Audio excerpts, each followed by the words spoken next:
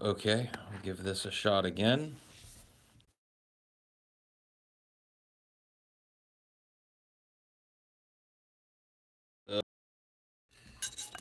Jesus. Go on a timeout, faggot.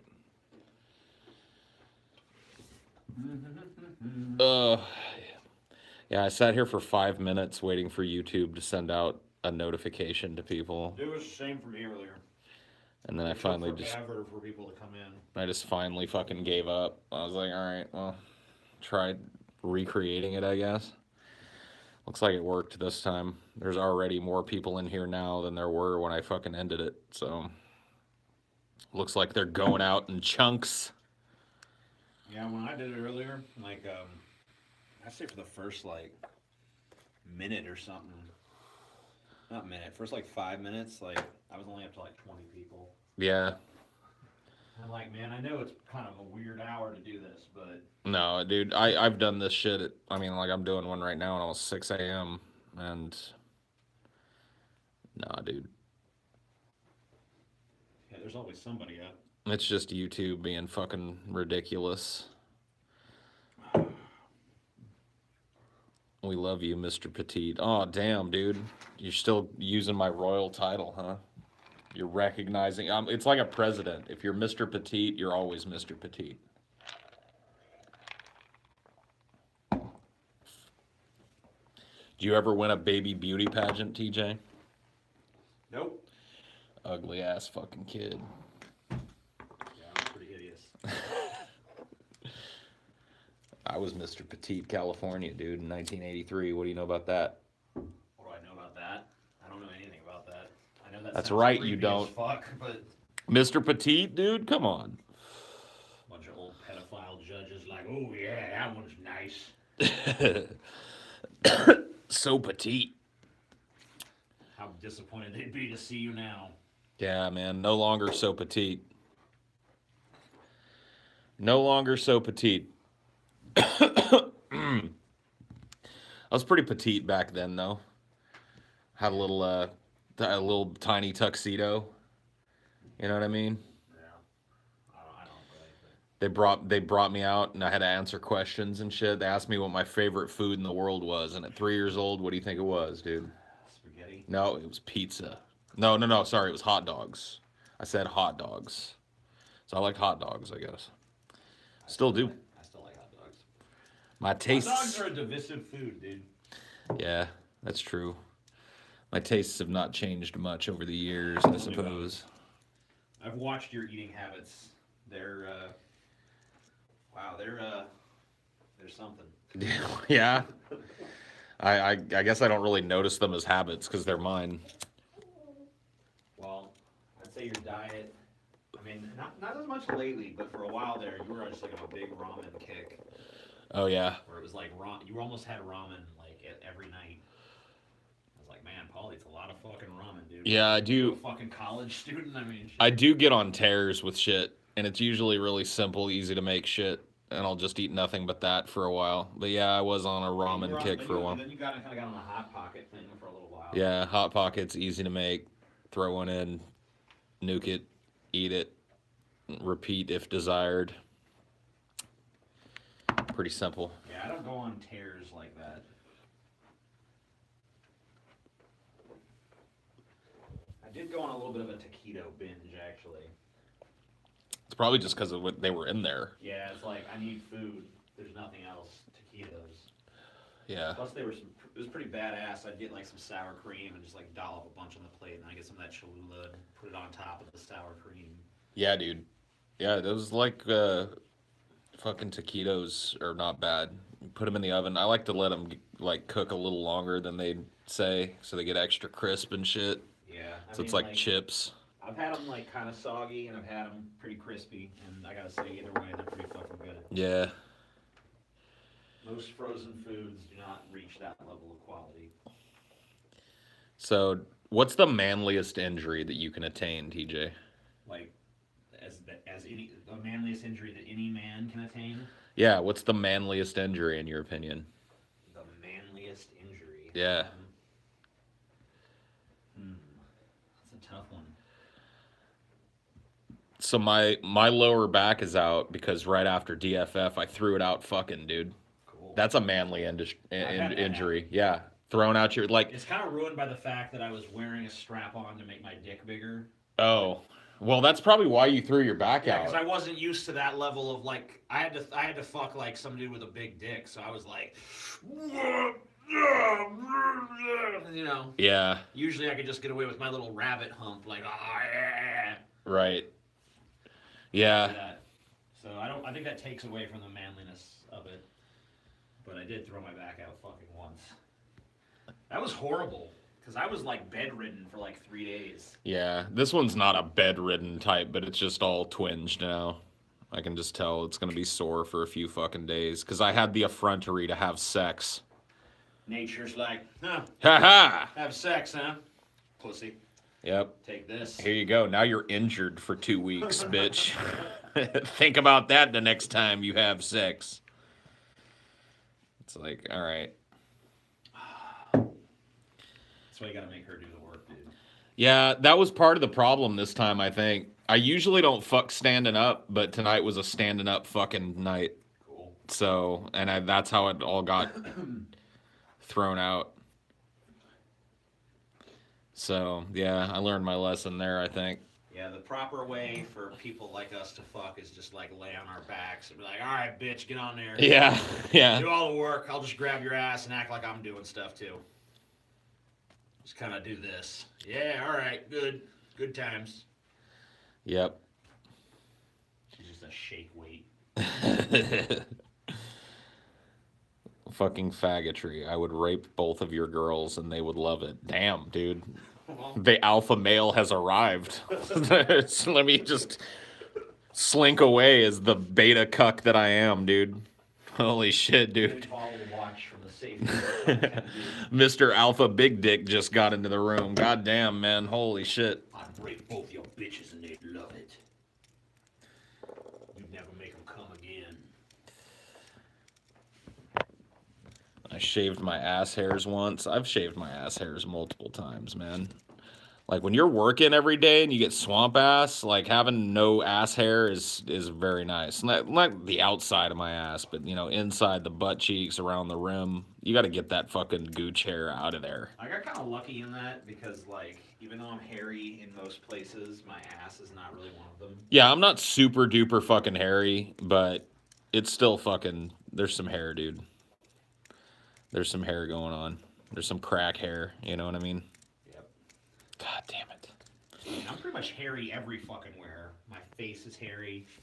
My head is hairy. Except for right here in this fucking patch. Yeah. These two patches, I should say. Got fucking back hair. Yeah, I've got like patches of back hair. It's pretty I've fucked seen your up. back.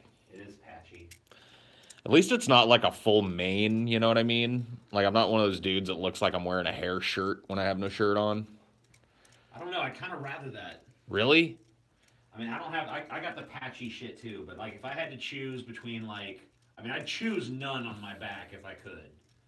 But if I have to choose between patchy or just, like, a big, thick, full coat like George the Animal Steel or some shit, I'd go with that. Yeah, see, no. I don't want that extra There's hair like a back there. masculine statement to that, kind of. Like, Yeah, I guess so. But it's I'm a just... fucking gorilla, motherfucker. I think the statement it makes to most people is like... I am repulsive. Yeah, yeah, don't come near me. I can deal with that, though, too. Yeah, that might be useful in a lot of situations. You know, like, if some dude's about to fight you and you rip off your shirt and you got a fucking back full of hair, he might think twice. Yeah. Like, I don't know. This is basically like fighting a fucking, like, crazed chimp at this point. It's the only thing on my body that I would make hairier is my chest. Like, I'd like to have that fucking Tom Selleck fucking, you know, dodecahedron of chest hair or whatever the fuck it is. Not everywhere, just right on the pecs, dude. You know what I mean? I've got some hair going on there, but once again, it's patchy. It's like my back. It's a patchy situation. I hate when these people who can't grow facial hair, like, ask me for advice. Like, Yeah.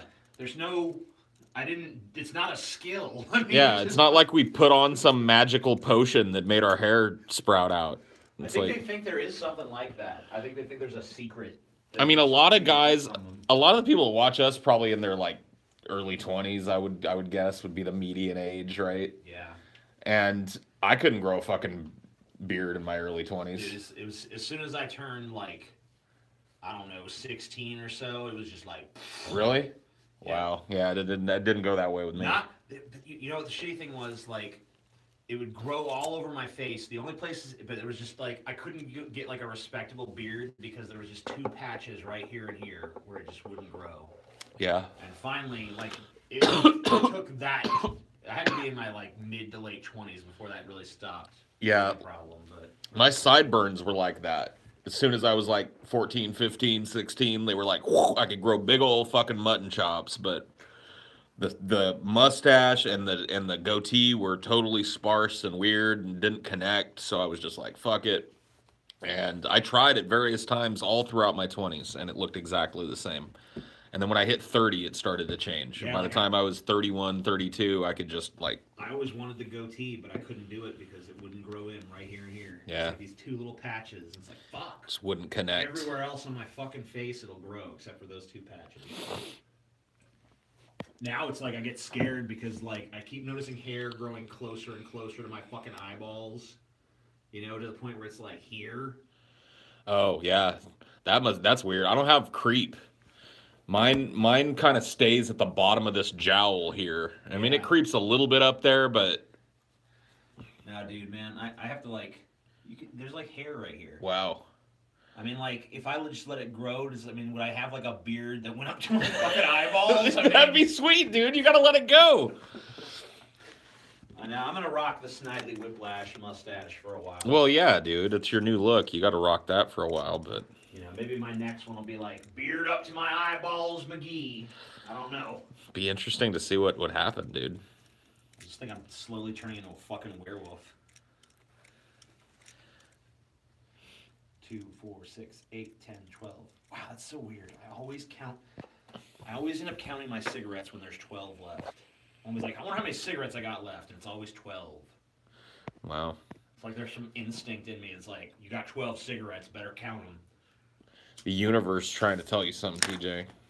12. That's your number, dude. 12. Well, 1 plus 2 equals 3, so that's kind of like my favorite number, so. Beard like a Civil War general. Yes, sir. By the time you get down to 3 cigarettes, if you need to actually sit there and count, you're a retard. You should be able to tell at a sight, like, oh, that's 3. Or just by, like, I could tell by the weight of the pack most of the time within a cigarette how many were in there. Yeah, I don't You have pick that. one up, you know if it's like... I don't have that ability. Maybe I do. I've never really thought about it, I guess. Yeah, you don't carry your cigarettes on you a lot, though. You just kind of pick up the pack when you need one. You have them kind of laying around somewhere. Sometimes I carry them on me, but I usually smoke less if I just leave them somewhere. Yeah. And have to actually go to them. When I was a smoker, they were always in my pocket. It was like your car keys, you know what I mean? Yeah. Like you never leave anywhere. If you got pockets, there's a pack of cigarettes in the pocket with a lighter, ready to roll. Things like when I do these things, though, like you're doing, is just like... you just chain smoke? That's when I start chain smoking. Oh, yeah. That's when I fall into the chain smoke habit, so... Yep. Like, I'll do like 2 hours and smoke 6 cigarettes. I'm like, fuck. That's... People think I smoke constantly because of that. It's just because you're sitting here in a place where you can smoke anytime you want, and they're sitting right there. Yeah. Like, well, gonna smoke. I mean, I just, like, I'd probably be doing the same thing. I vape all through these things, but I kind of vape all the time anyway. Yeah. That's what it takes to keep me off the smokes, so... Sitting here, sitting there, sitting here, sitting there. How much were you smoking when you were smoking at your heaviest? I probably flirted with 2 packs a day. I never broke the 2 packs a day barrier, but I'm pretty sure I got pretty close to 2 packs a day for a while. Yeah, I was pretty close to 2 packs, maybe even going beyond it on some days. And I was like, honestly, the last time right before I quit, I was probably smoking the equivalent of more than 2 packs a day because I was smoking cigarettes and Swisher Sweets and inhaling them. I'd smoke 2 or 3 Swisher Sweets a day and just kind of drive around in my car and inhale them. And that's like filterless and it's like 3 times the thickness of a normal cigarette. So there's probably a good 4 or 5 cigarettes worth of tobacco just in a Swisher Sweet. Tell us a story, Paul. Tell us a fucking story. Tell us a story. What are you talking about? We're not going to let one happen naturally and organically. No, make a story. Just make a story happen, you fucking piece of shit. How many people are in here? 77. Cool. It's a lucky number. I like sevens. 77, 77. Reminds me of being in Vegas. Yeah, 777 jackpot. No, because there's only ever 2 in a row. Mm-hmm. 7 spade. Oh, try again. Yeah, why don't you tell a story, TJ? Tell a story. Yeah, somebody in the chat said you should tell a story. I should tell a story. Yeah. Yeah, I don't know. Yeah, see? Stories are not fun to tell like just on request, you know what I mean? There's got to be some kind of setup or some kind of I just can't even. It's like I don't know. I just don't have an archive of stories in my head. So yeah, I stumble upon stories all the time when I'm doing these, but they wouldn't be stories that I would think of if somebody asked me to tell a story. You know what I mean? Yeah. Like I'll just run into some fucking subject matter that reminds me of some shit that went down. But yeah. One time, me and my old Aunt Gertrude went mining for gold. Yeah. What's the grossest shit you saw a fellow student do in school? Oh, dude, I do have a story for that. There's this kid. I just want to say his name, but I won't. His first name was Isaac. I'll say that much. His last name was what? Prado. Isaac Prado. And I went to school with him, and I was in choir with this kid. He was a tenor, and so I was standing behind him at every fucking competition during practices and all that shit. And he was a fat kid, and he had one of those like really pronounced neck rolls on the back of his neck. Have you ever seen those? Like people that have got like just a lot of fat at the base of their skull, Yeah. so they get that like big roll of like giant, and like he kept his hair real short, so you could just see that big old floppy, yeah, hot dog neck, exactly. So you could see that shit, and you know me and my friend Morgan were behind him on the stage, kind of raised up, so we had like a bird's eye view of this nasty fucking thing, right? And he was always digging in it. Like we would watch him, and like in between songs, he would like slip his finger into that crease and like itch, and then like he'd stop, you know what I mean? And we'd sing some more. We would just like, it was like a pastime for us during choir practice to watch this dude like pick his neck roll. And one day we were at a competition, and me and my friend Morgan both witnessed this, and it was one of the grossest things I've ever seen in my life. He was digging around in his neck roll in between songs, right? Just digging. And then finally he started like, he pulled something out of it, and it was like, I don't know how to explain it. It was like he was shedding skin. Like some of the skin in that neck roll was so dirty and gross that it was just like coming off. So he's peeling this shit out of his neck roll. And it just keeps coming like a big wide strip of long, like, and he peels some shit out of his neck roll and then flicks it on the ground and keeps going. It was one of the grossest things I've ever seen, dude. I've never seen anything. It wasn't fluff, dude. It was wet. Like I said, it was like he was peeling his skin off, or like peeling the skin off of a blister that had popped underneath the neck roll. Like I have no idea what was going on under there. It was like sleaze, yeah. That's what my friend Morgan called it. He called it sleaze. He was like, it was probably just like a layer of sleaze. He probably never like washes that shit. He probably just digs at it at choir practice, and it just builds up gunk over days and days and days. And every once in a while he's digging around in there, and the whole fucking glacier of sleaze just breaks loose from his fucking giant like nasty neck labia. Dude, I went to school with this kid that had really bad acne. Yeah. Like like zits on top of zits acne. I've seen, dude. I always feel so bad for people Yeah, like that I felt because, bad for him too. But one time we were in like fucking gym class or something. They were making us play soccer, yeah, and like he was like the kind of dude that you could tell he just never like would pop them because they were just all over his fucking face. yeah. At that point, you can't. You just Yeah, be your whole face would be inflamed and shit. You can't do it. yeah. So anyway, fucking soccer ball hit him in the face, and like 50 of his zits just popped. Oh, dude. And Oh, there's just man. there's just like pus all over his fucking face from all of his fucking zits because the soccer ball just like fucking Oh, right in that's his so fucking head. fucking gross, And there was dude. this one big one right on his fucking forehead that was like huge, and it popped, and it's like there was like a glob of pus that was like dangling off his eyebrow. Oh, man. Oh, fuck. Dude, it was gross. I couldn't live. I shit you not. I would probably fucking scar myself for life popping those fucking things. I could not go out in public with like a crop of whiteheads covering my entire body. I Yeah, couldn't dude. do it. It I was couldn't do it. so distracting. I would have dropped out of fucking school. I would have fucking thrown a. I could like. I'm sorry, dude. I don't mean to be an asshole about it. You know, anybody. Like, but I just fuck, dude. Yeah, I felt bad for him. That's horrible, man. What a fucked up. There was another kid at my school. I didn't know him or anything. I was in like detention one day, and he was in there too. And the detention was run by the fucking football coach of the school. And like, one of the kids in there was on the football team. And apparently he was in there because he like shit in another fucking kid's helmet. What? Yeah, he like just literally just took a shit in some other kid's helmet. Did the kid put it on? I don't know if he put it on or not. I don't think he put Dude, it on. that would have made the prank just that more epic.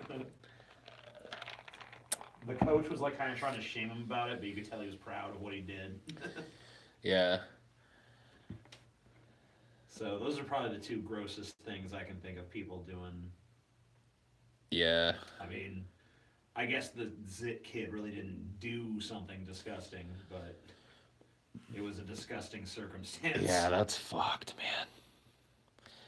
There was this girl that was in high school with us, and I feel really bad for her, but people used to call her Pissy Chrissy because she was just dirt poor and she just reeked. She, probably didn't have money for a change of clothes, much less laundry soap and shit. So she just kind of came to school like dirty and disheveled in the same clothes every day. And we all kind of got together. We didn't want to hurt her feelings. Like, and when I say we, like the drama club kids, because she was in drama with us. So we went to our teacher and we're like, look, we want to help her out. Like, because maybe nobody's showing her how to shower and stuff. Like, maybe she just doesn't know. And so the teacher was like, all right, well, I'll talk to her. And the teacher talked to her and she ran out of the building crying and never came back to school again. Damn, dude. That was the last time anybody saw Pissy Chrissy. So, Wow. pretty fucked up. Yeah, that's pretty messed up. Some people just can't handle it. Well, yeah, I don't know what was going on at home with her, but Obviously, it wasn't good. yeah. Trump's bald spot. That's not a bald spot. That's an entire bald head with some wispy hairs all kind of matted over it to hide the bald. Dude, I tell you what, I know I told you this already, but I did see this Vegas magician. I think it was on an episode of Penn and Teller's Bullshit where they were talking about hair, and they showed his whole process of making his bald head appear as though he had some hair. And it basically consisted of like an hour-long process of like careful comb over and like a bunch of different hair products and like some of that spray shit. Yeah. Where they basically spray some fucking, like, yeah, I got a big head full of fucking brown hair up here. It's like, no, you don't, you son of a bitch. Trump is clipping his hair. He's making like a mat out of it, and then there's a clip, and that's what happened in that fucking wind shit. If you look at it and watch when it blows open, Like it's pinned there, and you can see the wind trying to tug at it, and then eventually a gust gets it, and the whole fucking flap comes out. Yeah, there's like a flap. Yeah.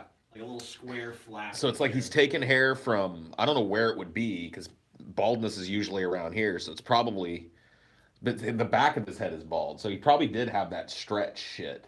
Yeah. Where they took the back of his head, cut out all this skin here, and stretched that skin over it, and then he just grows out all this hair up here and makes a big thing of it and kind of wraps it like a turban around his head and pins it in the back. Yep. That's so fucking weird. I love speculating about what the fuck is going on Trump's head. I think that's exactly it. I think he's had that fucking because they're the people that do that surgery, the company that does it, that pioneered it, had a fucking office in Trump Tower for the longest fucking time. So that's the big speculation, right? That he had that fucking stretch scalp surgery or whatever the fuck, where the hair that should be on the back of his head is now growing out of the top of his head, and he has no actual hair on the back of his head. Just kind of moved the bald spot back there. I mean, motherfucker's rich. He could just do a hair transplant if he's really that fucking concerned. Yeah, I don't understand why he doesn't. Maybe he's too proud. Yeah, maybe. Maybe he's too proud to do it. He's like, no, this is my hair. This is not fake. Because do hair transplants look decent now? I mean, you know, they look better than what Trump's got going on. I don't know. Yeah. I mean, because you could just tell that, like, he's got, like, 7 hairs that he's, like, floofing around to make them look as fucking much like a thick head of hair as he possibly can do. Yeah, it's real weird. He's using That's why it's so fucking wispy, you know? Yeah, but it's dense enough to keep the fucking shine of his head away, so I don't know. You know what I mean? It's just weird. It's the whole composition of his hair is very strange. Yes. Well, whatever's going on, it's fucking bizarre. Dusty's hair transplant looks pretty decent. I didn't know he had one. My grandpa used to put shoe polish on his head for special occasions. I'm sure he did. Nay, spammer, no spamming. Oh, whatever. I mean, like, that fucking shit where you spray paint your head doesn't look good, but it does look better than you would think it would look. Yeah. Like, I just don't know, man. I just feel like if I'm gonna go bald, I'll just go bald. I'm not gonna be like, I need to hold on to these hairs. Yeah. I mean, I will never go bald, probably. I just don't have it in my family. But if I did, like a full head of hair as an old man is just wasted on me because it's not something I would care about. Like, I would have no problem just keeping my hair shaved really close down, you know, and just being bald. Like, I'm fine with that. Is what it is. I got nothing wrapped up in my hair. Usually I'm just pissed off that it exists. You know, I mean, I don't even think I'd do like the whole like I'm gonna shave it close, you know? Yeah. I'd just be the fucking creepy dude with the bald head with the long hair on the sides. I don't give a shit. That works too. I mean one of my heroes, George Carlin fucking did it. Yeah. He wasn't like, man, I gotta try to hide this bald spot. Like, nah, whatever. I got hair where I got hair. I don't have it where I don't have it. Yeah, Jesse Ventura, dude. Yeah. So there's plenty of dudes who have made that look work. Yeah, and you don't go beard bald, so like any dude looks pretty good with a shaved head and a beard. So just start shaving your head down to nothing and growing that beard. Unless you got a head that comes to a point, then you look bad. Yeah, if you got a real lumpy head too. Some people have got real like weird looking lumpy heads. And if you've got a lumpy head, you can't really pull it off. Dude.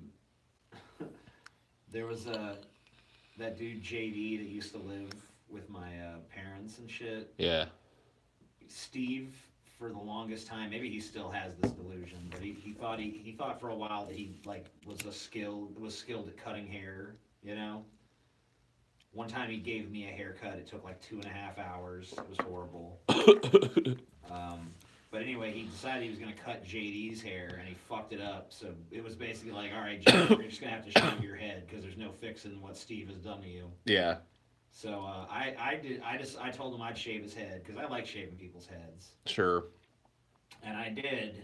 And man, he had the most fucked up shaped head. He had like a indent in the middle of his fucking head. Weird. Like it was like the soft spot from when he was a baby was still like, Caved in or some yeah, shit. it was like a little concave thing in his fucking head. I was like, Jesus Christ! I hope your hair grows back fast because you look just as bad bald as you did with that terrible haircut. Dude, that soft spot thing in a kid's head is the weirdest shit you'll ever see. Have you ever seen one up close? No. I saw it the first time when I was a pretty young kid, like probably 6 or 7 or 8. A neighbor of ours had a newborn baby, and we were over visiting it, and they let me hold it. So I'm sitting there holding it, and I'm looking at the top of its head, and there's just like a spot right on the top of its head that just like pulses with its heartbeat. And like I was kind of looking at it and touching it, and they're like, "Oh no, no, don't touch that. That's the saw." You know, like it's just like the skull hasn't grown together all the way there yet, so that that head can deform while it's coming out the puss. It's so weird though. It looks alien. Yeah, it's pretty creepy. But yeah, he just had like an indent there. Like I think he was dropped or something. I don't know. Yeah, maybe somebody poked his soft spot. You know what I mean? Yeah, something happened. Yeah, it was the whole reason. I mean, I decided to shave my head a few years back, but it was just like I just wanted to see, like, all right, I'm just kind of curious what this looks like because I have no idea. Yeah. I People are always telling you, "Don't do it, don't do it, don't do it," and it's like, My mom literally like called Scotty. It's like I think TJ's gone crazy. Shaved his head. It's like what? I think TJ's gone crazy. Yeah. I don't know. I just get tired of having the same kind of hair and the same. I don't know. I just get tired of it. I change it up every once in a while within my limited capacity to do so. See, but I feel like it's like when I was bald and I had the beard, I looked kind of cool. Then I decided, like, let's see what I look like bald without the beard. And I'm like, oh my God, I look like fucking Fester Adams or some shit. This is not good. This is like my least favorite of my looks other than Page Boy. Yeah. I kind of liked having long hair, but it's just so much fucking work. It's just you got to do so much bullshit to Yeah. keep it up. I've gotten to the point where, because like for a while I was like, man, I just want to cut this because it's so fucking inconvenient. But I just got to the point where I was like, okay, You kind whatever. of gotten used to it. I'm all right with it now. I don't brush it as much as I should, but Yeah, I had to wash it every day basically, or it would look greasy as fuck. that was one of the greatest things about being bald is like a shower was just like so quick. Oh yeah, dude. Because you don't have to wash any hair on your head. That's like the main thing you have to do that takes all the time in the shower. So if you don't have that going on, it's just like hop in, hop out, and you dry so much faster. It's so much easier. Yeah.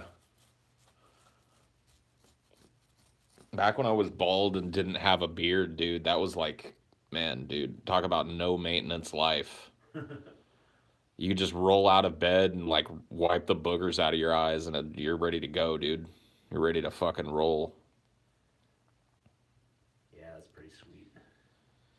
It's the only thing Porl does. Watch Paul intently until he looks away. Then spam! Oh, yeah, you're talking about the dude spamming away. Whatever. He's just contributing the only thing he knows how to do. Is it the Nigerian fellow? I no, he's under some other name now. He's got a billion accounts. I just mean the guy that just says nigger over and over Yeah, again. yeah, that's him.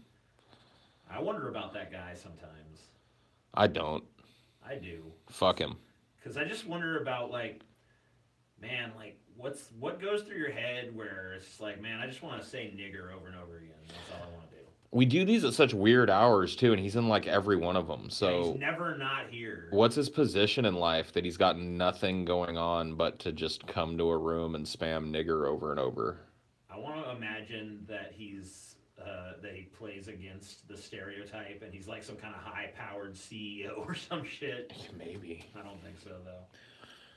Why don't you ban him? Because he just comes right back with another account. He's got I've banned that. he's There was got a chat where infinite I accounts. must have banned that dude like 30 times in a stream before. Oh yeah, he's got He's always infinite back in accounts. less than a minute, so there's no point. He's got infinity accounts. So it's just part of doing the stream now. It's like part of my stream maintenance thing. I don't even really think about it. Just when I see nigger appear a million times, I just click him and put him in a timeout. That's like, all right, 300 seconds till the next spam wave. I just don't even bother. I just let him have his fun. That's all he's got in life. I mean, who am I to take it away? I mean, I would let him do that, but it just makes me miss what may be like legitimate comments that I want to read. Yeah. So, and I think that's the whole point of it, right? Is to like take this show that's based entirely almost upon reading comments and make it impossible to read anything but nigger. He does listen because he'll do it like if you talk about him, he gets them all hard and shit. He'll do it more. Yeah, and I kept calling him the Nigerian because I said, oh, this guy keeps saying Niger over and over again. Yeah. And then I saw him under some screen name called like the Nigerian or some shit. So. Yeah. Yep. Like, I think he's mythologized himself in his own mind a little bit. Yeah, he's like, man, I'm a huge part of this. It's like, all right. All right, bro. Whatever you got to do to get through the day, you know? I mean, like, I guess if it's keeping him from hanging himself, you know. Sure, I wouldn't want to take that from him. I just see him in a very dismal place. Like living with his grandma or something. Yeah. Sleeping on her pull-out couch every night. Maybe his grandma died 6 years ago and he's just like continues to collect her fucking welfare and disability checks. The government doesn't know she's dead. Her body's fucking buried under the fucking trailer. Yeah. That's falling into worse and worse disrepair because he doesn't know what to do. Yep. That sounds about right. He's just dreading the day that the fucking government catches on to the fact that his grandma's dead. Yeah. Maybe he's a dude that has one of these jobs where nobody's watching. So he's just, and, you know, he just works long hours sitting in an office somewhere. And he's just always there. Maybe he's like a security guard or some shit that's just sitting in a guard shack all day. And he's like, fuck it. See, it is fun to speculate about this fucker. I guess.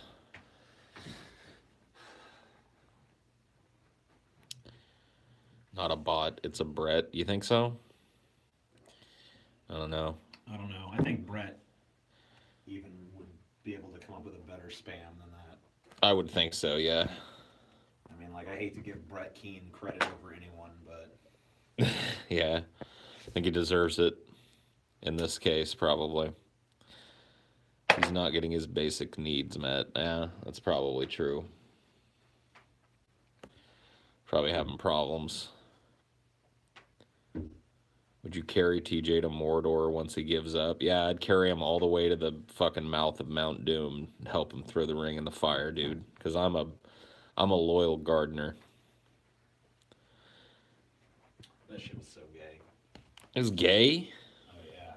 You think? Those hobbits were fucking gay. 2 gay midgets destroying some jewelry. Big deal. Damn, man. That's pretty harsh. That surely requires fucking 50 hours to tell. Oh, come on, TJ. Don't be such a sour puss. Don't be such a negative Nancy, TJ. God damn. It's okay to have little gay midgets in a fantasy world, you know, throwing a ring into a volcano. Dude, when I found out there was extended editions of those movies, I was like, what? Are you fucking kidding me? Oh, dude, I love the extended editions. Dude, when I found out there was extended editions, I was just like, oh my god, no. They were already so tediously, horribly, fucking torturously long to begin with. And then it's like, we want more. It's like, fuck you. You just got dragged to them too many times. That's why you hate them. Once was enough for me of any of those. Scotty made you fucking go see it a bunch of times. Especially that first one, which was just awful. I mean, the Two Towers at least had that cool fucking big battle sequence, Yeah. and the third one, I guess, had some stuff. I don't know. Yeah, I don't know, dude. I'm such a fucking fanboy of the source material that it wasn't boring for me.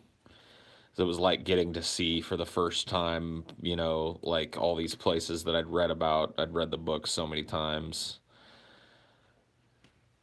Just getting to see all these forests and mines and caves and characters and shit was enough for me. But I could see, like, if you don't really, if you're not into that at all, they're probably pretty tedious movies.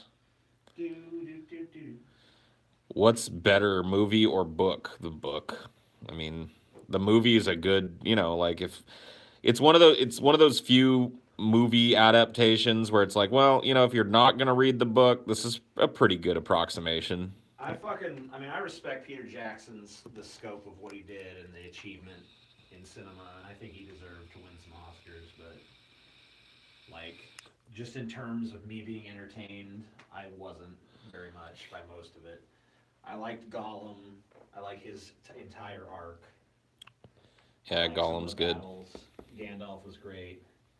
But like, anytime I was stuck with fucking Sam and Frodo or those other two midgets, I was just like, God damn, just get these fuckers off my screen. Oh, and that fucking king motherfucker. You just don't like midgets. That's not true. I like Tyrion from Game of Thrones. You just got a thing against midgets, dude. I do not. You've got a natural aversion to midgets. Bullshit. Come on, TJ. The first step is admitting you have a problem.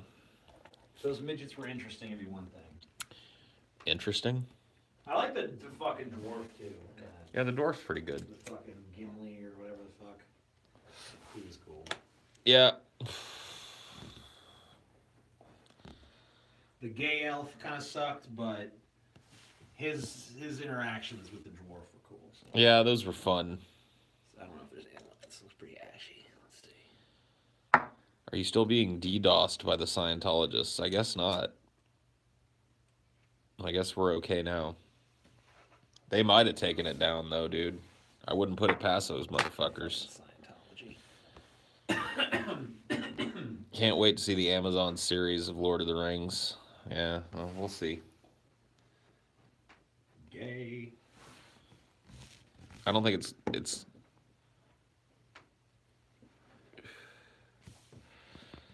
Do you ever play any of the Lord of the Rings games for PS2? If I did, I don't remember them. Yeah, why are there no fat elves?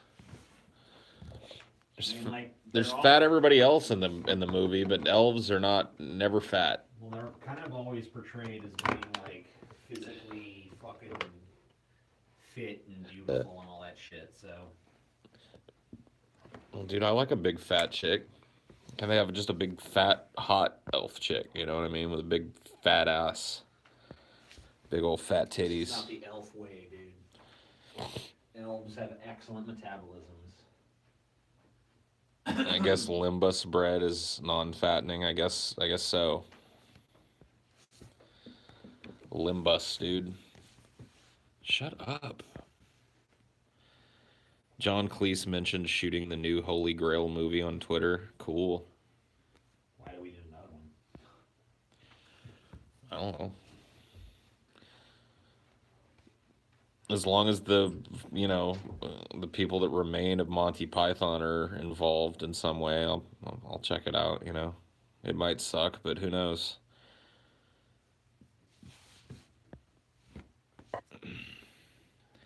Elves are the most boring race in any piece of media that they're in. I don't agree, dude. Elves are sometimes pretty goddamn cool.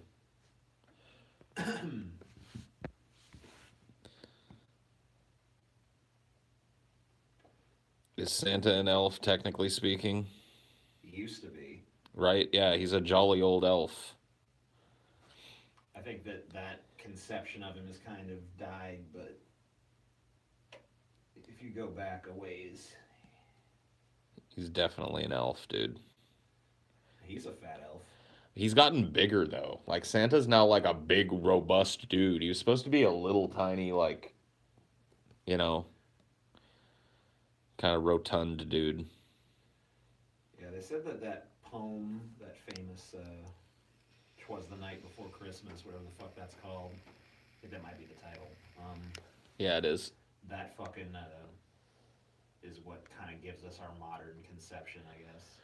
Well, he's little in that though, and they call him an elf in that. They do, but they said that they fucking described him as wearing the red and being fat. They said like his belly fucking shook like a bowl full of jelly and all that shit. So that gave us the fat Santa in the red suit. When I was younger and more autistic, I went apeshit at someone for saying Tolkien was unoriginal. Whoa, you gotta calm down, bruh. I don't really think Tolkien was unoriginal. He wasn't.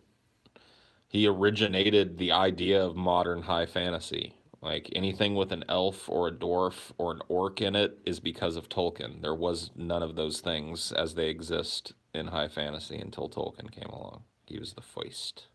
Yeah, so I mean, you really can't take that away from the motherfucker, whether you enjoy his works or not. Elven bishop is not an elf. Do not be confused. Okay. Paul, if you could be the head of a religion, would you? Abso-fucking-lutely. Tolkien is super unoriginal. He is a faggot, just like most. Damn, dude. Roasted. Harsh words. I gotta reconsider what I said. His whole legacy just burned to fucking ash before my eyes, and Bobby Bush pissed on it. Wow. What a stud.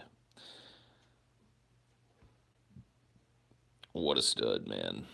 What legacy? After that comment, he has no legacy. Yep. Erase him from history. Never speak the name Tolkien again. J.R.R. Tolkien wrecked. Wrecked. Tolkien didn't invent any of those things. No, he didn't invent the concept of those things. But when I'm talking about high fantasy here as a genre, right? Swords and sorcery and wizards and orcs and elves and demons and all of that shit, none of that existed until Tolkien came along. He codified it. And he kind of wrote the language of that whole genre and created an entire genre out of his mind. Yes, people talked about elves. There were like stories about elves. There were stories about dwarves. There were stories about orcs. But he kind of gave people the template for what those things were in the universe.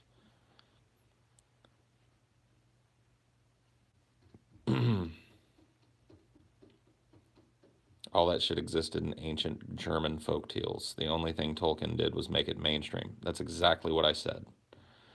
He took all the folk tales and all the weird little things and he wove a mythology around it that people use as the baseline for those things now. So, shut your fucking mouth, dipshit. What's the longest you've gone without a shower? Probably like 3 or 4 days. I can't imagine myself going longer than that. Hug the Fug is Tolkien again. Oh. I love the absolutely worthless comments. Yeah, I know. Sometimes I feel bad because someone will write out a big long comment. Yeah. And I'll kind of maybe pick up the gist of what they're trying to say, but then I'll just read it and I'll be like, this is fucking gibberish. It's totally stupid, yeah. Yep, happens a lot. What are you going to do, though? Dumbledore is gay, yeah. Canonically, right? WoW and most games like it would definitely have never been made without Lord of the Rings. Yeah, I mean, like I said, any kind of high fantasy, Conan the Barbarian would not exist without Lord of the Rings. Like, that whole thing was started there. Harry Potter is for gays. Oh, okay. Do you know that Sega does what Nintendo don't? I heard that through the grapevine. I always preferred Nintendo.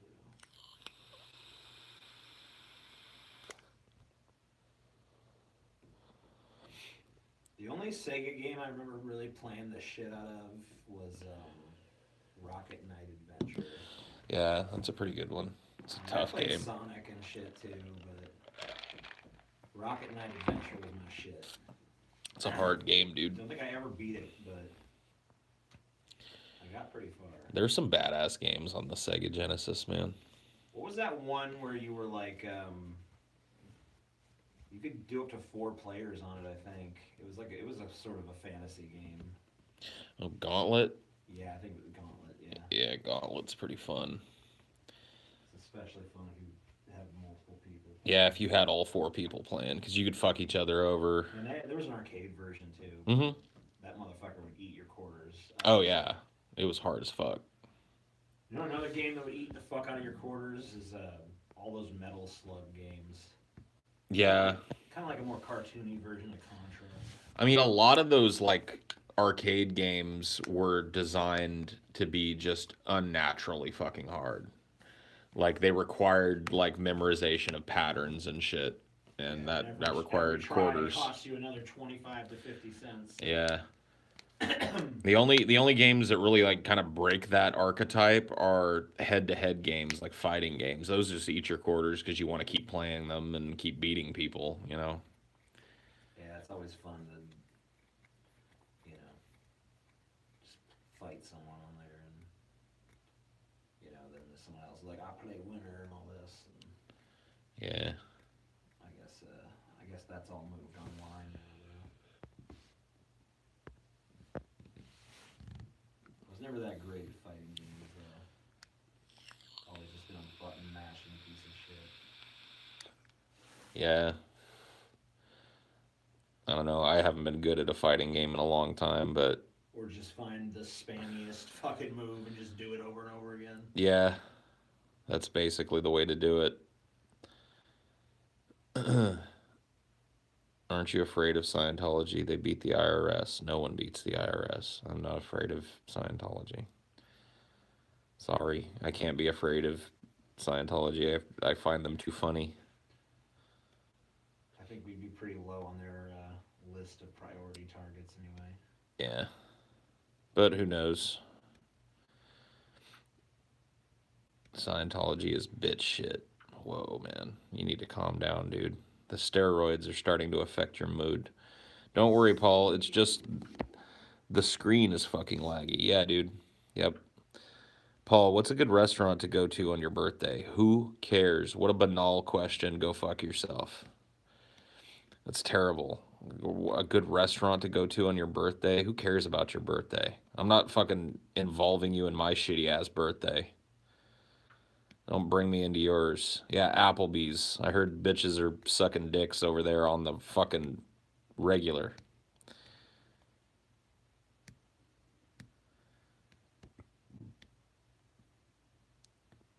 That question was dry. Yeah, dude, it was totally dry, man.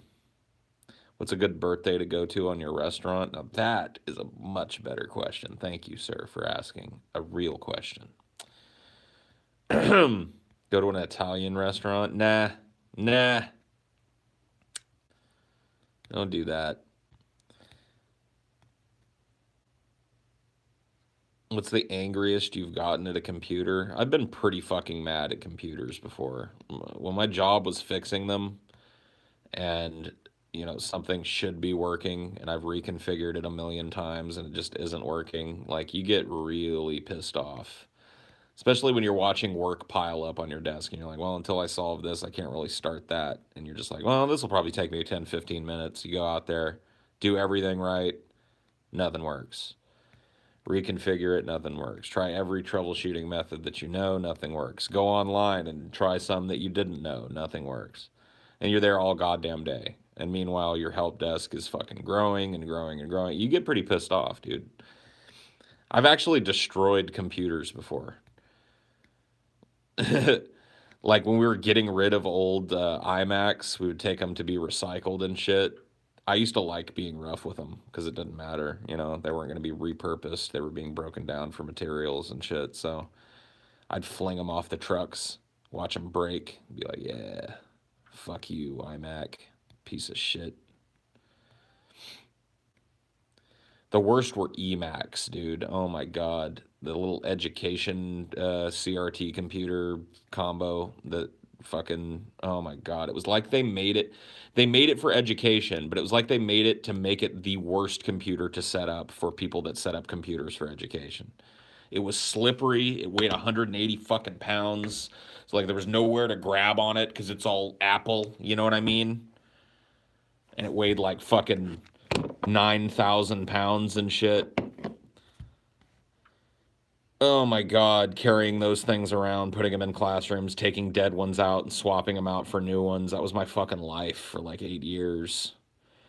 I got hired right as they were replacing a lot of the old, we called them blueberry iMacs, the little iMacs that have a handle. You know, the ones that are easy to transport because they've got a handle built in right at the top of them so you can grab two of them and kind of easily take them from place to place. Yeah, we were replacing all of those with brand new eMacs that don't have any fucking handles, that are just terrible, slippery, disgusting fucking pieces of shit. I've been so pissed at those computers, dude. There's so much bullshit at that job. Just an ocean of constant fucking problems. I do not miss that work. Let me tell you that. Someone should send Paul an eMac. I would bust it up with a fucking hammer. Go to McDonald's and cry while eating upon realizing that you were eating fast food in your car. What? I'm not even going to read the rest of that, Tom. You said you were good at comments, but that one was stupid. Emacs were horrible. I tried to set one up once. It was like they were trying too hard to be your friend. Yeah. Oh, dude. Imagine setting those up in every fucking classroom at every fucking school in a district and having to watch that stupid little screen where it says hello to you in all these different language. It's like, hello, bienvenue, hola, ching chong bai. You know, and you're like, ugh, please die. Die, die, die, my darling. You EMAC piece of shit.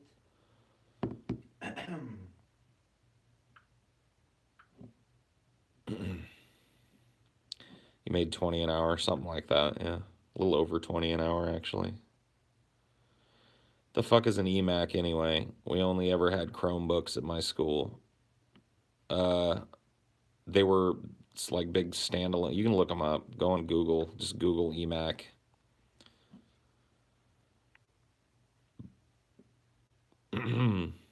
Deep fat fry country music. Yep. 2004, 2005, 2006. That's when we were rolling out eMacs. Chromebooks. Yeah. When I quit that job to go back to school, the fucking they were just starting to roll out those carts of Chromebooks. They didn't have the budget to get a Chromebook for every student in the district. So they got these big rolling carts of Chromebooks that would be shared between classrooms. And as soon as I heard this plan, I was like, this is going to be the biggest nightmare ever. And it was. We'd set up these carts, wire them all nice with the chargers hanging just where they should be. And I swear to God, after one day, they looked like a fucking grizzly bear had torn through them looking for honey or some shit. Like a giant nest of wires and things are just thrown in there haphazardly. They were getting damaged every goddamn day. And it's just like, what is this unworkable system that we've spent millions of dollars of local taxpayer money on? Whatever, though. The answer is to issue them to children, to give them a sense of ownership over the machine. Then they wouldn't break it. Then they would take care of it. Then when they had to put it on the charger, they'd make sure it was nice and in there because it's theirs, right? It's what they use at home to access the internet and shit. They've got a fucking laptop. But when you make it just like a piece of shit cart that gets rolled from class to class and bust out the shitty laptops, here you go, your 15 minutes of laptop time starts now. Kids are going to break every fucking one of them. They don't give a shit. And I brought that up at the meeting. I was like, you know, if you give these kids these laptops, allow them to bring them back and forth to school, they're going to take way better care of them because they're going to have a sense that this is my laptop. I don't want my laptop to get fucked up. I don't want my laptop to have a scratch on it. I want my laptop not to work. So I'm going to make sure nobody fucks with my laptop and I take good. Now, yeah, kids are going to drop them and fuck them up and shit, but that's going to happen in the class environment anyway, right? Stupid. But nobody listens. Wasted a bunch of money on these stupid ass fucking charging carts. It was a nightmare.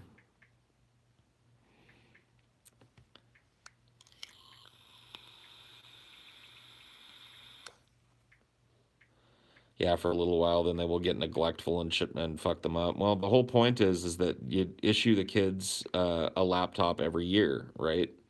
Chromebooks are so insanely cheap, and when you buy them wholesale as a school district, you buy them on a refurbishment plan. So you buy them, you use them for 2 years, you send them back to Chrome for a big discount on your next batch of Chromebooks. They're not meant to last for years and years. They're a very cheap kind of disposable machine. And kids know that when they're given to them in a cart for 15, 20, 30 minutes a day.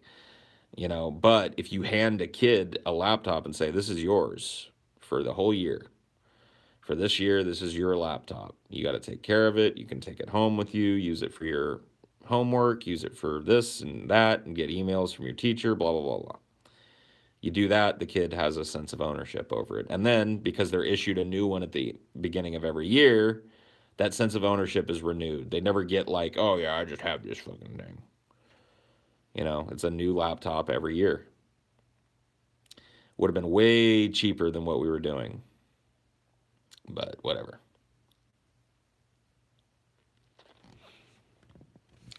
Kind of puts the poor kids in a fucked up situation, and one of them breaks theirs, though. Well, I mean, you're going to fix them. It's not like, if the kid accidentally drops their laptop, it's like, well, fuck you. You don't get a laptop for the rest of the year. Like, I'm going to try and fix it, and if I can't, I'll get them another one. I mean, I assume at some point you would take away the kids' privileges if they were just being totally neglectful with it, but accidents happen. Well, when every kid is responsible for their laptop, it's more than easy to watch who's breaking them. You know exactly who's breaking them. When they're in a cart and they go from class to class, how do you even pin it on a kid? You get this call from a teacher and like, I got 3 of the laptops over here that are missing keys. And it's just like, well, how do I know which kid in which fucking class that this cart goes to 8 classes a day tore the keys off of this fucking thing? Whereas if you assign every kid their own laptop and the keys come up missing, you know who took them off. It's just stupid. Like common sense bullshit when it comes to technology, and nobody would ever listen. My entire team was screaming this shit, and they were like, no, we're going to go to carts. Like, why? Okay, well, you're going to be paying me 20-something an hour to fucking replace keys on Chromebooks then, because that's what I'm going to be doing all day. And sure enough, that's exactly what we were doing. Everything else at the school was going to shit because our help desk was just flooded with Chromebook bullshit. I was working on goddamn Chromebooks that wouldn't boot. This wouldn't have missing keys, fucking broken displays, won't charge, won't fucking boot up, won't let the kid log in. Every day, all day, that's all I was doing. And I was responsible for all the technology on campus. So every wireless access point, every teacher laptop, every projector, Promethean board, every piece of fucking technology on the campus, and all that shit would break down too, but I had so much Chromebook shit that shit just sat. How did you get that job? I knew somebody that had the job and was able to get like a good word put in for me. That's basically how you get jobs at the school district. Somebody that works there, they put in a good word with their boss when hiring is going on, you get kind of expedited and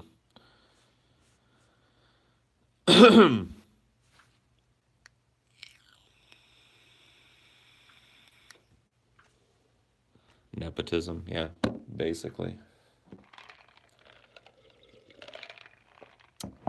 No necessary education, not for me. My job description changed 1.5 years after I was hired to include you had to have a bachelor's degree in computer science to even apply for the job. So I got really lucky. I squeaked in before they realized they should be hiring professionals to take care of their computers. And because I'd been there 1.5 years, I was unionized, so they couldn't fire me and hire somebody more qualified. So it's okay. Everybody on my team was uneducated in computers when I started. I worked mostly with teachers. teachers on, they were called TSAs, teachers on special assignment, teachers that got sick of classroom duty and were like, is there anything else I can do? And they were like, well, we need technology consultants. We need teachers to kind of guide technology. They were like, yep, I'll do it. Does it mean I don't have to teach these fucking little shitbag kids anything? Well, yeah, done. I'm now a teacher on special assignment. I get paid like a teacher, but I do the job that this dude will do for $15, $20 an hour. It's a great system. Fucking piece of shit cop, dude. What happened? Some cops whining that he went to McDonald's and some fucking minimum wage worker wouldn't serve him because he's a cop. That's Good. Fine. It's fine to be mad about that, I guess, but he's like, I will never eat at McDonald's again. Oh, no. You're going to bring him down. But I mean, like, what is McDonald's corporate didn't fucking, like, institute a policy of don't serve police because your local McDonald's has a fucking employee that doesn't want to serve the police. You're gonna fucking be like, that fucking falls on the entire corporation and their structure. Yep. McDonald's is going to really miss that fucking dude's $1.50 Big Mac every day. She's like, don't worry, it's just a few bad apples, officer. Don't worry about that. Yeah, don't let a So few... I guess McDonald's can be judged by one fucking employee, but the police, they can, you know, Yeah. anytime one of them does something wrong, it's like, look, that's just a few bad apples, dude. Yeah. If you found out TJ was siphoning your life force to stay eternally young, what would you do? I'd try and get away from him. He's a vampire at that point. What? That's hurtful. Fuck you. You can't siphon my fucking life force. I ain't got much left. Yeah, I know, because I siphoned most of it away. Jesus. My best friend in elementary school was a TSA, and he'd always have a handful of 3 or 4 students to have a fast food party for lunch. That's nice. You had about the funnest time at school of any kid, probably. We had 'Cause some kind of, like, pizza day at my school. Like, if we, like, got enough points on the fucking little stupid board. oh, they'd order a bunch of pizzas and Yeah. shit. Yeah, they still do that at schools. And, I would always impress, or I don't know, I guess I think I was trying to impress anyway. I would always impress the other kids by eating the pizzas and eating a slice in one bite. Damn. I just be like, ow. Dude, that's a great way to make sure you get a bunch of pieces, too. Yeah, because they want to see it again. Yeah, they're like, dude, you see TJ? He ate a whole slice in one bite. Do it again, TJ. You're like, no, don't mind if I do. Do you boys like Zaxby's? Now that you're in the South, that Zaxby's is available. I don't even know what fucking Zaxby's is. It's like a chicken place. Oh, all right. There's nothing special about it. Got it. There you go. You ain't missing nothing. Have you ever tried seafood pizza? No, and I'm not interested to. That's one thing that don't belong on a pizza. There should never be a fish on a pizza. You know, I don't hate seafood like Paul does, but I gotta agree with him on this. No fucking oyster pizza, no fucking shrimp pizza. It's not right, man. It ain't right. Anchovy, fuck that shit. I don't want no anchovy. Gross. I mean, I could maybe do a shrimp pizza if it had like an Alfredo instead of a red sauce. But I think the whole time I was eating, I'd be like, yeah, this is all right, but I wish I had a real pizza. Seafood is all rubbery and gooey, nasty. Yeah, dude, it has like a fucking gross taste too. I don't know, dude. If your seafood is rubbery, that means it's been frozen. So. Or overcooked. Or both. Shrimp on a pizza sounds fucking delicious. Nah. Gross. I mean, Paul likes shrimp. I do like shrimp, But, but I just don't want to put it on a pizza. It's not a pizza thing. No. Like, in my opinion, there's very few things that actually belong on a pizza, so. I mean, shrimp has a texture to it, and that texture doesn't really go well with the other textures of pizza, in my opinion. Like, you should never have shrimp and cheese in the same fucking area, in my opinion. Like, shrimp plus cheese, that ain't no good. I mean, I guess you could put some cheese on a fried shrimp po' boy or something, and that'd be acceptable. But, like, you should never have, like, your shrimp slathered in pizza cheese. That just doesn't. That's not good. I don't like it. I don't want it. It's like adding something slimy to something that's already kind of slimy. So, nah. A big fat warm shit. That's what you want on your pizza. Oh, damn. Sounds pretty good. Yeah, man. Listen here. I'd like to order a large pie. What kind of topping, sir? I just want one of your workers over there to squat down, take a big old runny shit right in the middle of it and bake it off like that. Yes, sir. The shit pie. Oh, thank you. Good old shit pie. Shit pie. Don't get no better than that. It surely does not. Dip it in ranch and hot sauce, though. What, pizza? Like, I like a little ranch with pizza, but I've seen people that go overboard with that bullshit. I like pour like a whole thing of ranch on top of the pizza, and it's like, nah, man. You're supposed to just like do a little dipping here and there. In my opinion, ranch is like the most overrated fucking food substance that's ever existed. I mean, I like it with like as a dip and as a salad dressing. It's pretty goddamn good. Eh.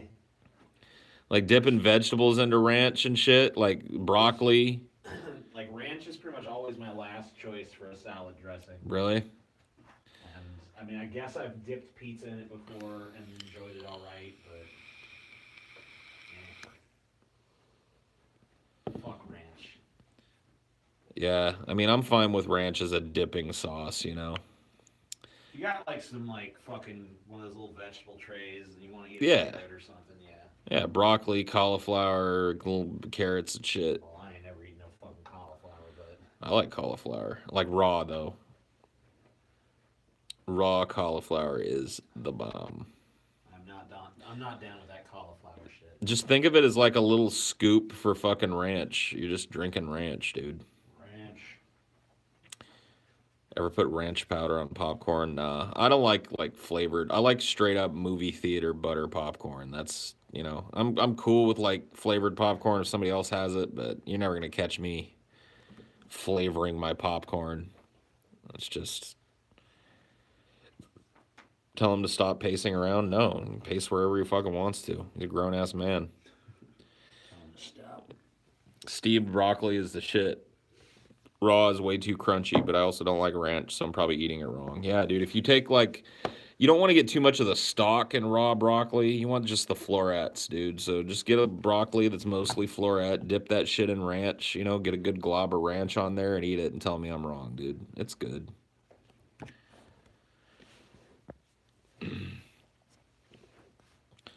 Wish we had popcorn without the nasty burny bits of kernel that get stuck in your teeth. I mean, that's part of popcorn. You got to just take the good with the bad. It's like, you know, there are some foods that are kind of tedious to eat, but they're worth it. You know, like clams are that way, oysters are that way.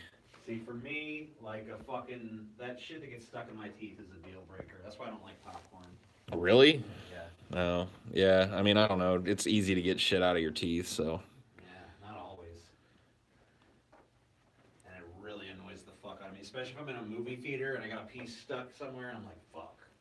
And then I won't be able to pay attention to the rest of the movie because I'll be trying to get this fucking piece of fucking kernel out of my teeth. You ever pan fry a slice of ranch pizza?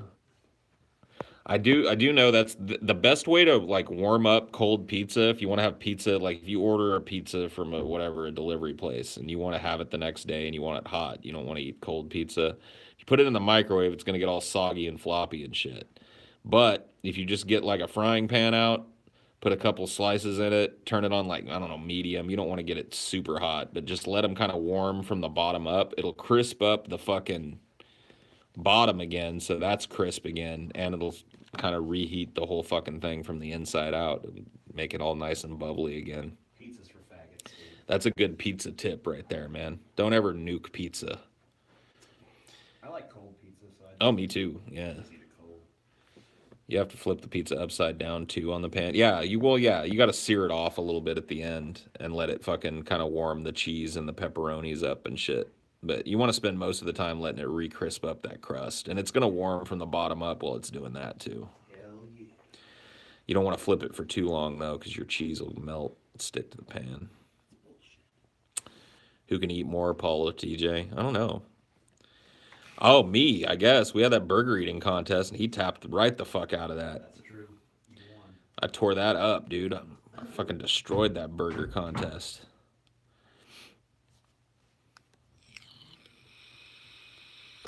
Ever try spaghetti taco? Nah.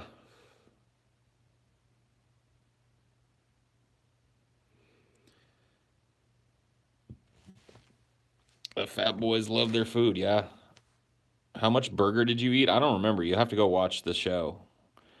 I think we did it on the 24-hour show, did we not? Was that part of the 24-hour show, the burger contest?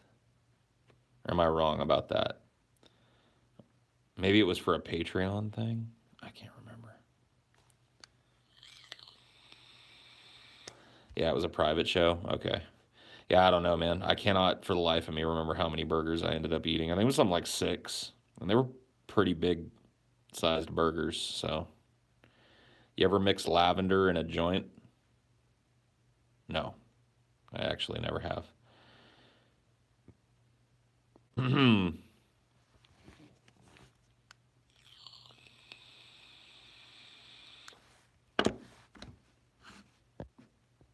Feeling down, Paul? Just swallow a huge warm load of shit. All right, thanks, man. I'll try that. Ketchup with mac and cheese. Only the ones that are like... You can't do it with like normal mac and cheese, but if you've got some of that mac and cheese with like crumbly bread shit baked on the top of it, like more of a mac and cheese casserole, then a little bit of ketchup with that is to die for, dude. You just get a little fork full and dip it a little bit in the ketchup and go to town. That's pretty good shit. Normal fucking mac and cheese, nah. I probably eat as much as Paul and TJ, but I was blessed with metabolism of a cheetah. Yeah, I mean, look, dude, you lucked out, man. I mean, that may go away as you get older, too. Like, your metabolism does kind of just naturally slow down as you get older. It gets harder to lose weight. So you may end up being a fatty when you get older. Start getting a little rotund around the middle. Paul, did you see the C4C shirt idea I tweeted at you? I think it's straightforward, but I think it's cool. I did not, but I'll check it out. I'll go look. When are you coming to Europe? I don't know. It's very expensive, and money is not abundant right now. How do you feel about eating frogs and gators?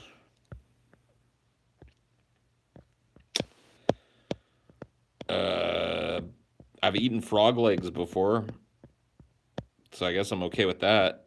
I've never had gator, but I know people eat it. I'd probably eat it in like chili or some shit. I'd eat some gator chili. Paul, what's the best post-dystopian future sci-fi movie to you? I don't know. I kind of like Dark City. That's a really kind of weird one, but it was the first one that came to my brain.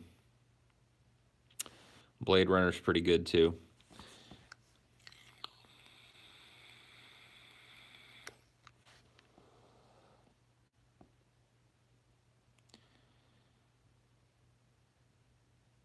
Dark City was like a proto-Matrix. Kinda, yeah. I guess it was. Do you like the movie Black Swan? I do.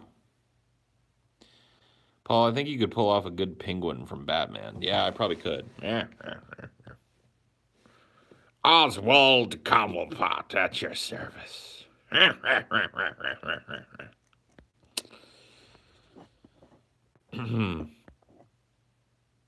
Black Panther, rate it. I haven't seen it, so can't rate it. Would you try human meat if it was a consensual donation? No, I'm not interested in tasting human. I'd be pretty grossed out. I'm a pretty picky eater, so, you know, I've got hang-ups, man. All black people movies and TV shows have 100% on Rotten Tomatoes because critics are afraid of being called racist. That's probably true to a certain extent. I don't know if all black movies and TV shows have 100%, but what is your favorite fictional setting? I personally love post-apocalyptic shit. I like Like not necessarily post-apocalyptic, but like high future concept as a setting. So like Minority Report, that kind of thing. These, I guess Minority Report was kind of a dystopia in its own right. Maybe that's unavoidable when it comes to kind of futurism in movies, but I like ones where it's more idyllic, you know what I mean, where the society, at least on the outside, is working fine, and seeing how daily life works in that kind of a society.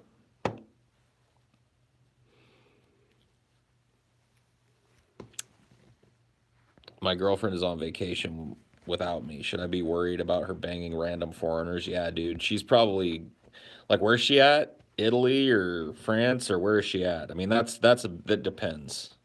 You know what I mean? You tell me where she's at, and I'll tell you whether or not you need to. Oh, she's in France. Oh yeah, dude. She's got right now. She's got some smarmy, sweet talking fucking French frog's dick up her pussy right now, dude. Right now. Like as you're sitting here wringing your hands and wondering if you have anything to worry about, she's probably on her third Frenchman. She's banging her way through France. Dude, there's no way a chick goes solo without her boyfriend to France on a vacation and doesn't get deep dicked by a bunch of fucking swarthy fucking Frenchmen, dude. I'm sorry to tell you that. Italians too. Yeah, I was going to say if she was in Italy, not only is she going to come back like all fucked to death, but she's going to come back with a sore ass too. Because they're going to put it right in your culo in fucking Italy. So at least she's, probably not going to get butt fucked a whole lot in France.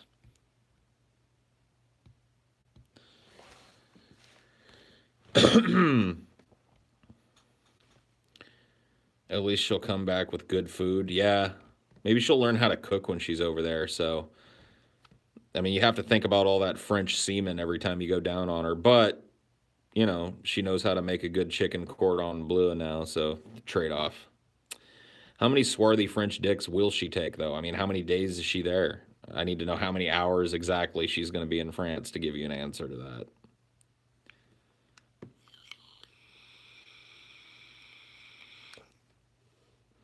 Typing white couple on Google gives you images of interracial couples. What the fuck? I don't know.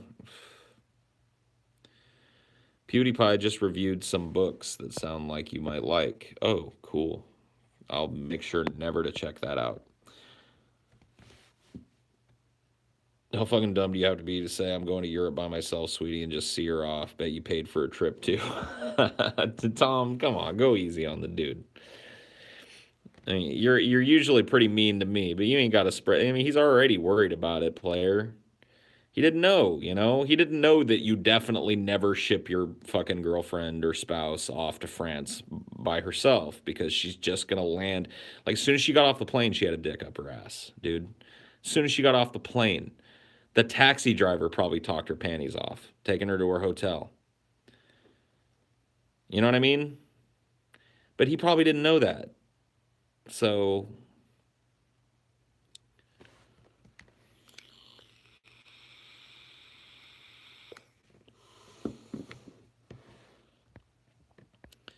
Paul, I watched an episode of Highdeology with the closed captions on. The computer nailed 95% of your words. Do you think YouTube uses that to demonetize videos? Oh, I'm sure it does. To think that technology is just being used to, aid people that need it is retarded. Of course, YouTube probably has that as part of its algorithm. And if you say certain words a certain amount of times, cuss words and the like, racial epithets are probably flagged. And yeah, dude, I mean, I'm sure it's probably got something to do with it. Cinema for Cynics, every video I upload there is demonetized immediately. And then I challenge it, and eventually monetization is restored on every video. So it's like I ask for the manual, review, and 2 or 3 days later, it's fine. So clearly I'm on some kind of a list, and I think it's probably most likely based on just words that I've used.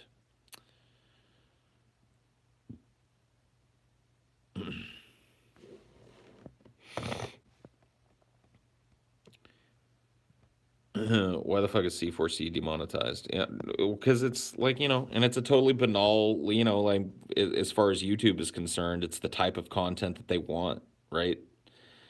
It's a movie channel.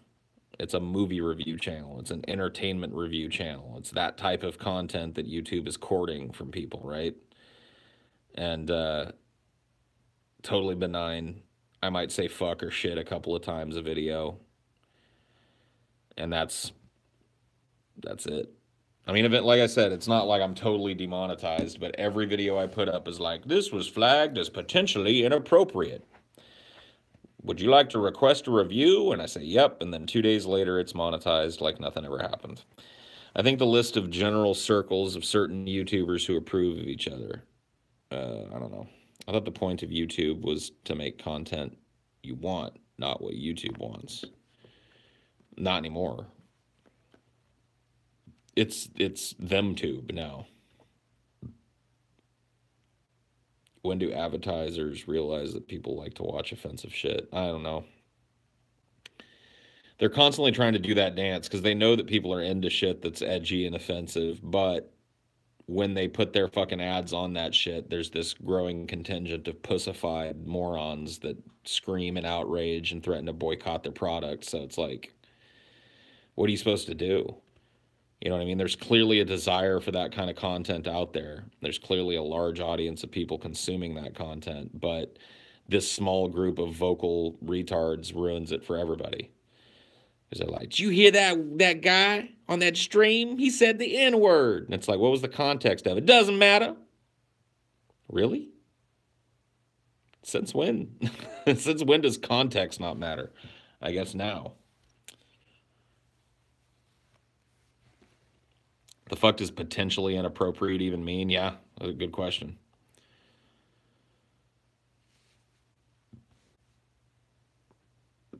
Kind of funny how people are brands and corporations are people.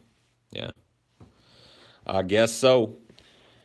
They just need to ignore the small group of vocal retards unless they become extremely numerous. But no, everyone powerful bends over for them. So now they're seen as legit. Oh, yeah.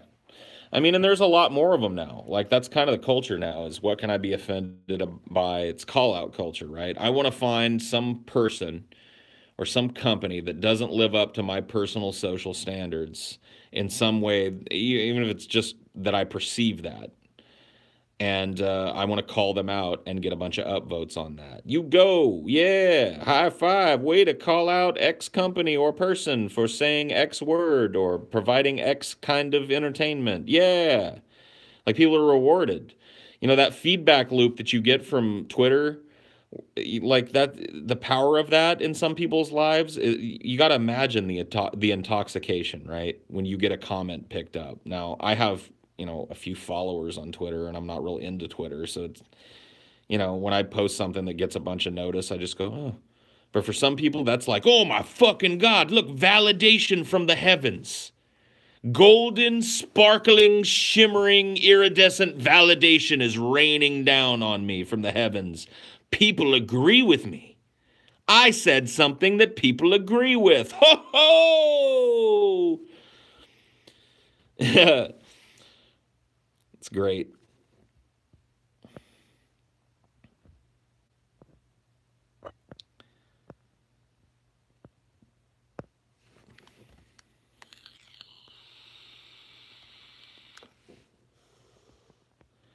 Why do SJWs hold so much sway amongst corporations and media anyway? You go to the average everyday person, not only do they not care, but they're just as annoyed by that.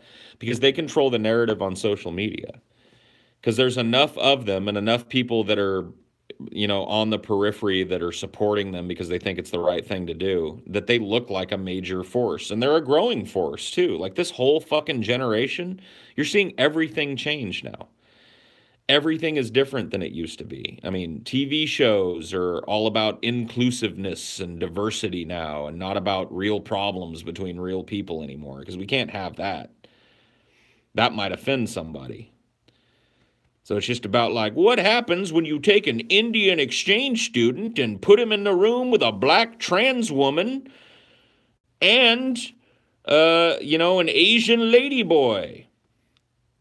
Find out on Diversity House, the new fucking sitcom from Fox. Boo. The generation coming up is the most conservative generation since the 50s. I don't really think that's true, man. I mean, they may be like, if you subscribe to horseshoe theory, they may be so to the left that they're kind of wrapping around and acting more right wing. I'd buy that argument. But I think this generation coming up is way more on the social justice tip than anything. And that's why you're seeing everyone acquiescing to them, because that almighty, you know, whatever it is, 19 to 35 demographic, that's what they want. And the people coming up behind them want the same shit. They want to have their personal feelings validated. They want to feel like that they're fighting in some kind of culture war that doesn't exist.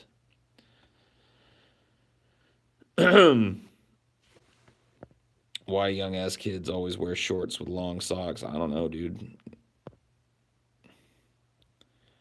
What do you want to happen with the next installment in the Alien franchise? I hope there isn't a next installment, honestly. It's social justice, but their way of controlling the narrative seems much more conservative. Well, I mean, yeah. It's like, you know, the fucking, once you get far enough to it's the you know, horseshoe theory. We've talked about it here before. I don't know if that's actually what's going on, but I think it's a pretty interesting theory. Do you get your weed earlier? Whatever, dude. I feel like this, like, you guys have no concept of download, do you? Stupid fucking chat. Weed. Shut up. Oh my god, dude. A gassy alien is going to probe you. Cool. I hope so.